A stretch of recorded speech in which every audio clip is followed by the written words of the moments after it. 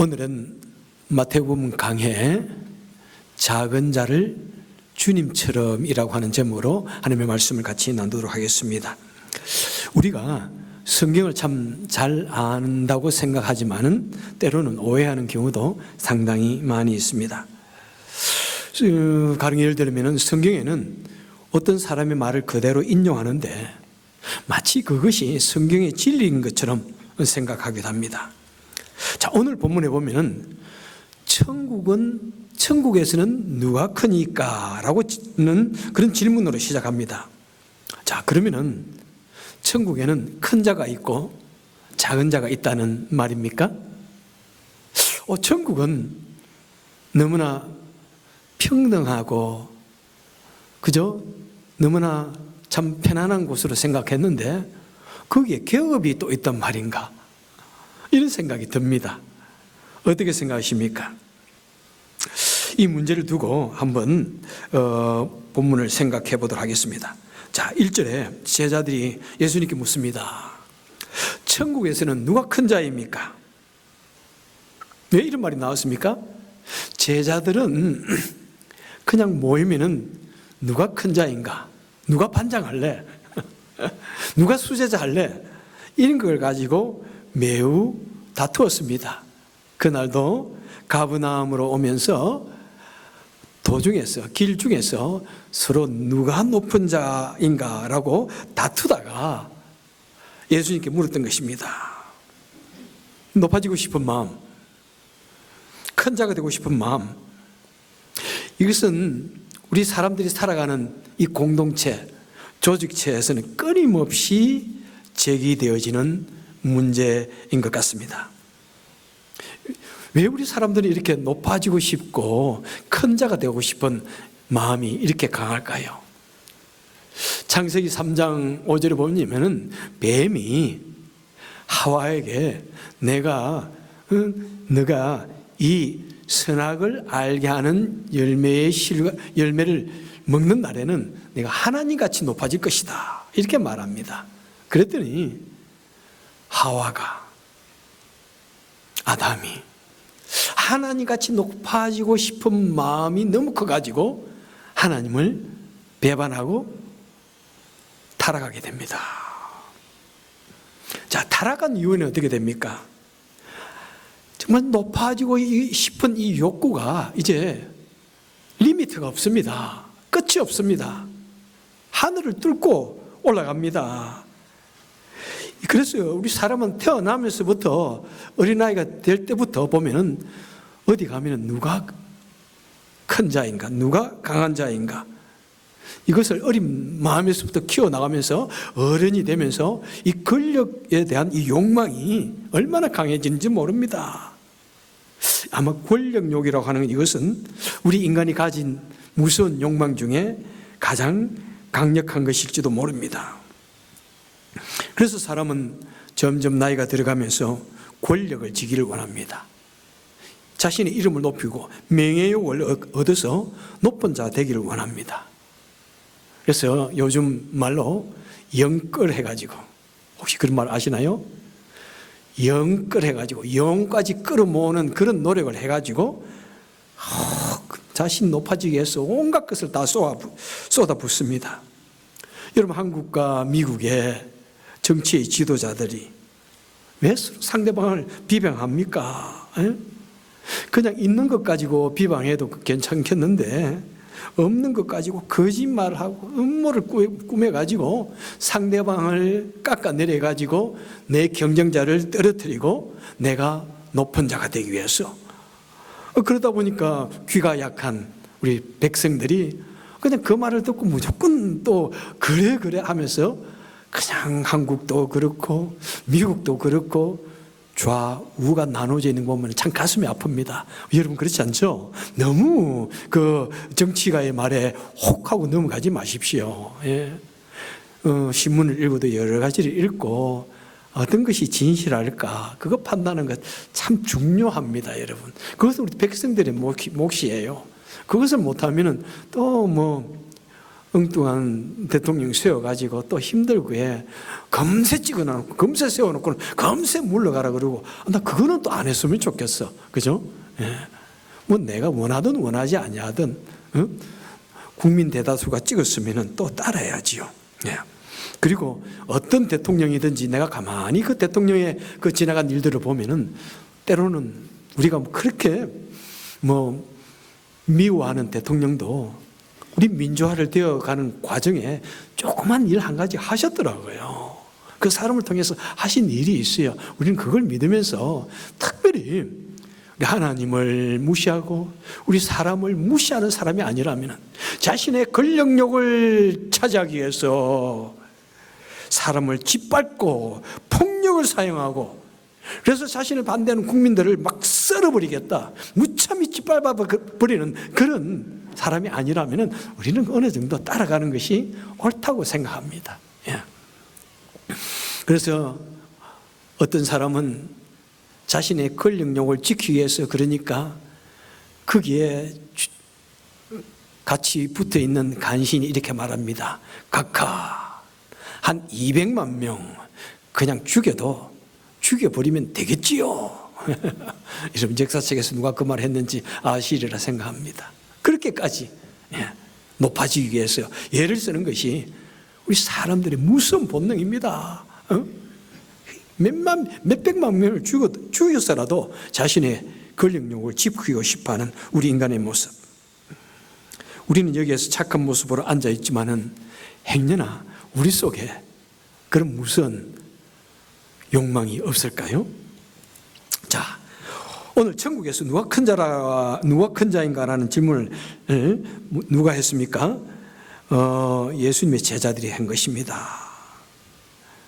성경이 천국에 높은 자가 있고 낮은 자가 있고 계급이 있다고 말하는 것이 아닙니다. 이 제자들이 잘못된 개념으로 물었던 것입니다. 제자들은 그때까지만 누가 높은 자인가 그에 대한 강박증을 가지고 있어 놓으니까 그냥 말하면 그런 말이 튀어나오는 거예요. 예? 자, 그에 대한 예수님의 대답은 어떠합니까? 3절에 보니까 너희가 어린 아이와 같이 되지 않으면 결단코 천국에 들어가지 못하리라. 지금 제자들은 누가 천국에서 높은 자입니까 하는데 예수님은 어린아이 같이 되어야 천국에 들어간다 이렇게 말씀합니다. 이것을 그래서 저는 우문현답이라고 말씀드리고 싶습니다. 여러분 천국에는 높은 자 낮은 자가 있는 것이 아니라는 것입니다. 천국은 들어가느냐 들어가지 못하느냐 이 말이에요. 그런 것만 있다는 것입니다. 그리고 주님께서 4절에서 어린아이와 같이 자기를 낮추는 그이가 천국에서 큰 자다. 그렇다고 예수님께서 천국에 큰 자 작은 자가 있다라고 하는 것이 아니라 먼저 3절에서 바른 답을 제시해 주시고 그 다음에 제자들이 큰 자 높은 자 자꾸 그것을 가지고 서로 괴로워하니까 그 수준에 맞추어서 제자의 눈높이에 맞추어 가지고 만약 여러분들이 정말 천국에서 높은 자가 되기 원한다면 어린아이와 같이 되어야 한다. 그래서 어린아이와 같은 마음을 가진 사람 천국에 들어간다. 그래서 천국에서 큰 자라는 말은 천국에 들어가는 사람이라는 그런 뜻입니다. 자, 어린아이 같이 자신을 낮추는 자가 천국에서 큰 자고 바로 그런 사람이 천국 시민의 모습이라는 것입니다. 그리고 이 자신을 낮춘다는 의미가 무엇인지, 여러분 자신을 낮춘다는 의미가 무엇일까요? 그것을 매우 구체적으로 이제 설명을 해주고 있죠. 5절에서 말씀합니다. 또 누구든지 내 이름으로 이런 아이 하나를 영접하라. 내 자신을 낮추는 것이 무엇이냐면은 어린 아이를 잘 영접하는 것이 다 이렇게 말씀하고 있습니다. 그 당시 세계는 어떤 세계입니까? 완전히 남성 어른 중심의 세계입니다. 여자 무시, 아이들 무시.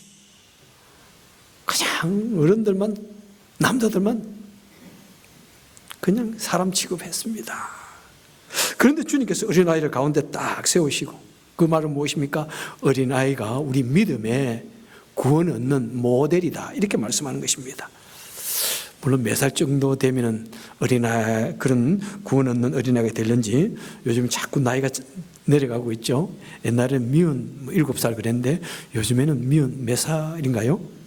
미운 4살 맞나요? 미운 4살. 막 그렇게 말을 하는데 참, 그죠? 어린아이가 같이 되지 않냐면은 우리는 천국에 못 들어간다고 이야기하고 있습니다. 그냥 못 들어간다가 아니에요. 우리 주님께서 결단코 들어가지 못하리라. 너무 강력하게 말씀하고 있어요. 예. 자, 이 어린아이가 이제 6절에 보니까 무엇으로 발전하냐면은 누구든지 나를 믿는 이 소자 중 하나. 예. 이 소자들.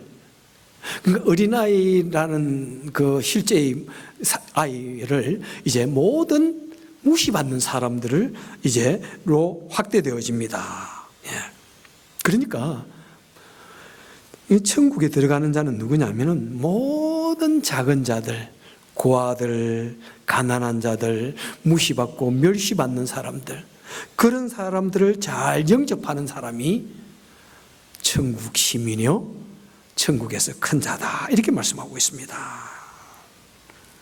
여러분, 우리는 참 솔직히 우리 머리가 잘 판단하죠. 내가 무시해도 되는 사람인지, 내가 마음껏 무시해도 이 사람으로부터 내가 어떤 걸 당하지 않을 수 있는지, 그것 보면서 다 공격해요, 여러분. 이 사람은 내가 자칫 잘못 건드리면 큰일 나. 그러면은 꼭 참지만은, 이 사람은 나한테 절대로 나를 공격할 수 없어, 나에게 해를 끼칠 수 없어, 그렇게 믿으면은 막 함부로 하죠. 그게 바로 갑질이라는 것입니다. 여러분, 갑질.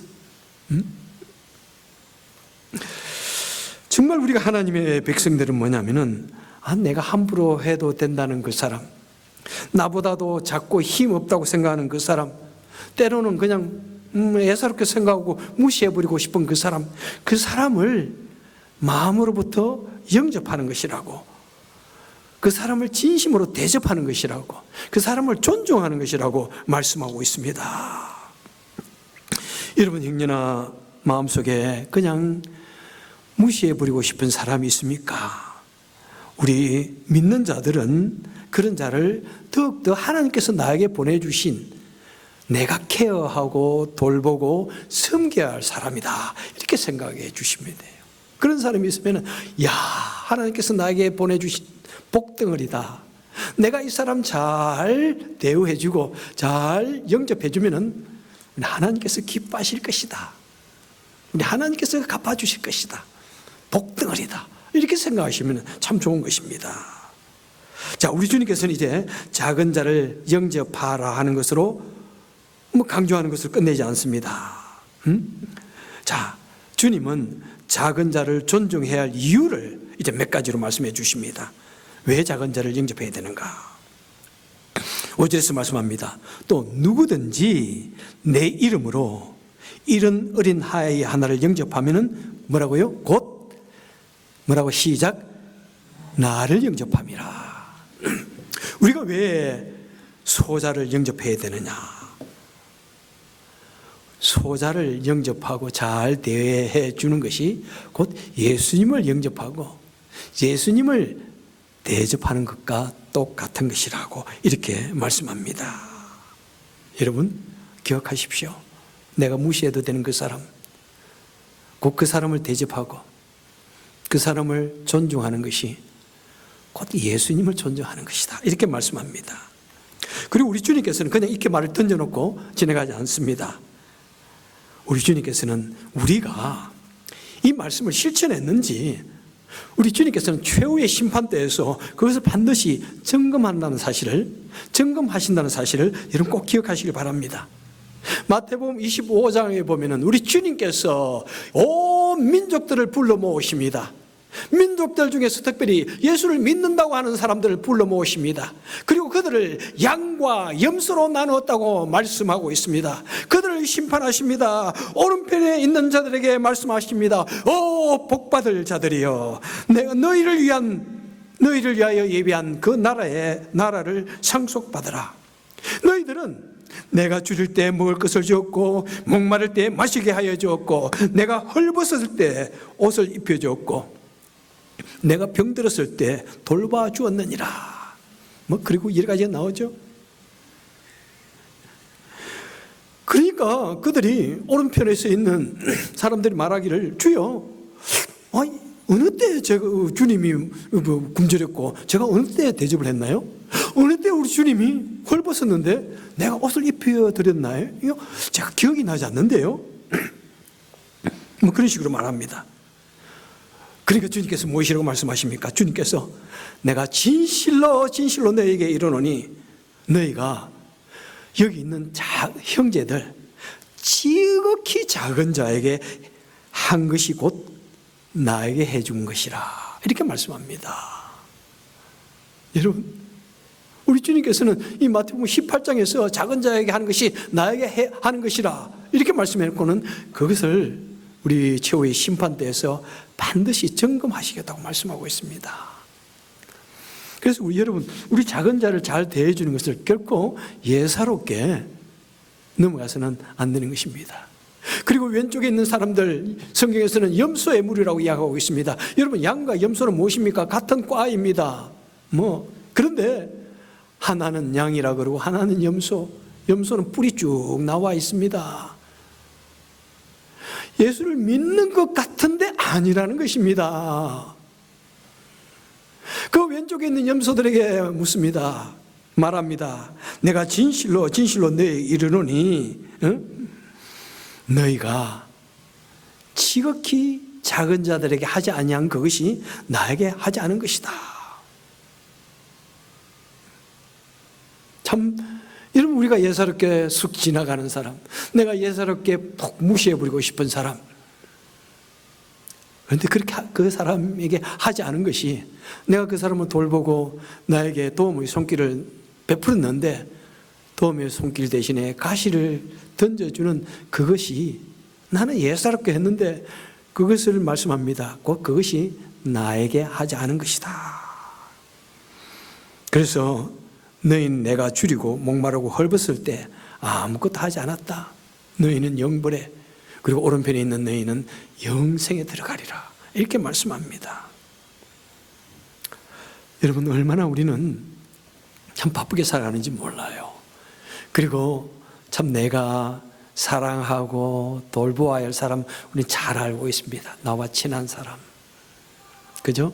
그런데 이제 한번 좀 더 눈을 넓게 떠가지고 내가 평소에 아무 관심이 없었던 그 사람들을 좀 생각하고 그 사람을 영접하고 그 사람을 마음속에 담고 케어하고 존중할 수 있기를 바랍니다.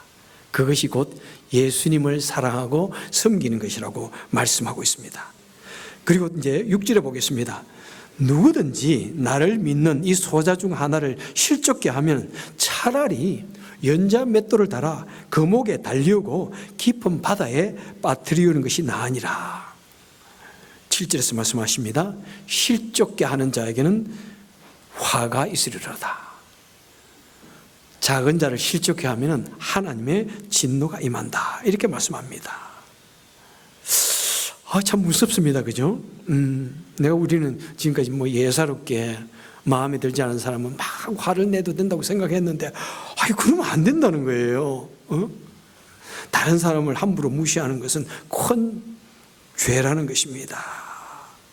여러분, 특별히 여기서 실족해 한다는 의미는 매우 중요한 의미를 담고 있습니다. 그냥 마음 좀 상했다는 정도가 아니에요, 여러분.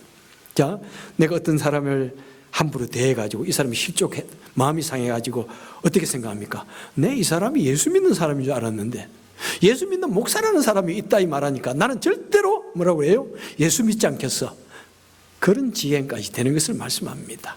여러분, 그렇게 나 때문에 그 사람이 하나님을 믿지 않는다면 그것은 무서운 죄라는 것입니다. 정말 용서받을 수 없는 살인을 저지른 것 같은 그런 무서운 죄. 그래서 하나님께서는 결코 그것을 간과하지 않겠다, 이렇게 말씀하고 있습니다. 작은 자를 무시하는 것이 이렇게 무서운 죄입니다. 함부로 대해서는 안 된다고 말씀하고 있습니다. 자, 그리고 세 번째는 무엇입니까? 10절에서 말씀합니다. 삼가 이 소자 중에 하나도 없인 여기지 말라. 저희 천사들이 하늘에 계신 내 아버지의 얼굴을 항상 배웁느니라. 뭐라고요? 이 소자의 천사가 하늘에 계신 아버지의 얼굴을 항상 뵙기 때문에 절대로 무시하면 안 된다고 이야기하고 있습니다. 이 천사를 무슨 천사라고 말해볼까요? Guardian Angel, 그죠? 수호천사라고 한번 해석해도 좋을 것 같습니다. 여러분, 히브리서 1장 14절에도 이렇게 말씀합니다. 천사는 모든 구원받은 사람을 섬기도록 보내심을 받은 영이라고 말씀하고 있습니다. 믿으십니까, 여러분? 여러분, 우리가 하나님을 믿으면 하나님께서 우리에게 천사를 보내주신다고 이야기하고 있습니다. 그리고 우리를 지켜주시고 보호하여 주시고 인도해 주십니다. 우리 귀에 속삭여 주십니다. 얘야, 그 길은 바른 길이 아니다. 이쪽으로 가거라. 우리 마음속에 마음에 감동을 주십니다. 김 집사, 그거 아니야. 그거 하면 안 돼. 안 돼. 마음에 감동을 주십니다. 도와주십니다. 여러분, 때로는 천사와 하나님을 성경 구별하지 않습니다. 천사와 성령을 그렇게 구별하지 않습니다. 하나님께서 성령이 되셔서 우리 마음에 거하시고, 하나님께서 천사를 보내셔서 우리 마음에 거하시고, 우리와 같이 거하시면서 우리를 인도하시고 보호해 주십니다. 그 중에 한 가지 역할이 무엇이라고요? 그의 하는 일이 무엇이라고요? 하늘에 계신 하나님께 오늘 내가 이 친구 내가 가만히 하루 종일 봤는데 우리 이 친구가 이런 일을 했습니다. 한 일을 다 고해 바친답니다. 이런 일을 했어요. 너무나 착한 일을 했어요. 너무 좋아요. 그런데요, 오늘 이 아이가 참 사람들이 막 무시하고 멸시를 했습니다. 그런데 누가 이 아이를 멸시했습니다. 그렇게 보고를 한답니다. 여러분 아셨나요? 우리 매일의 삶을 우리 하나님께서는 바라보시고, 우리가 고통당할 때 다 보고 계시고, 누군가가 나를 무시할 때 하나님은 다 보고 계신답니다. 그러니까 우리가 내가 좀 기분이 안 좋다고, 내가 좀 그 사람이 좀 그런 가치가 없는 사람이라고 보인다고 할지라도 함부로 무시하면 안 된다고 성경은 우리에게 지금 말씀을 하고 있습니다. 여러분, 세상 사람의 관점에서 보면은 어떤 사람은 참 볼 것이 없어요. 그냥 무시해요. 그냥 아무거나 하는 말에 귀를 기울이고 싶지 않은 그런 사람이 있을 수 있습니다. 하나님의 입장에서는 그렇지 않다니까요. 내가 우리 집안의 귀한 아들이듯이, 내가 우리 집안의 귀한 딸이듯이, 그 사람도 아무런 별로 무시해도 될 것 같은 그 사람도 그 집안의 귀한 자녀고 귀한 딸이고 귀한 아들입니다. 그리고 하나님 나라의 귀한 백성입니다. 우리가 이 세상에서 무시하고 멸시해도 되는 사람은 이 세상에 아무도 없습니다. 내가 함부로 대해도 되는 사람은 아무도 없습니다.